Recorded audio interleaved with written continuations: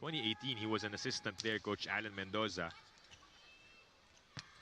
And he is the one leading the charge right now for the Lady Warriors. The joust won by UE. Serve for UP. They are up by 5. Oh, good serve. Ecalia back sets to Cepada. Fast approach and a faster hit.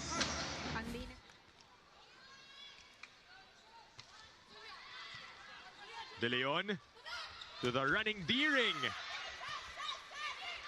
Attack picked up. Saved by Isulan.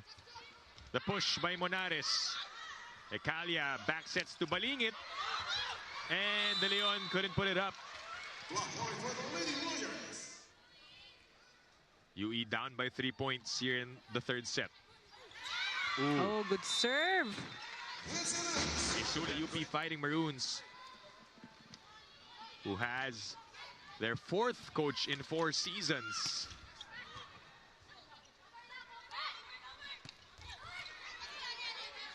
Isulan goes to Haboneta, went the other way.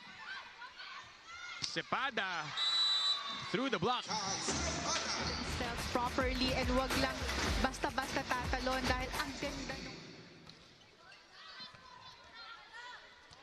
Mangilimutan sets up Monares.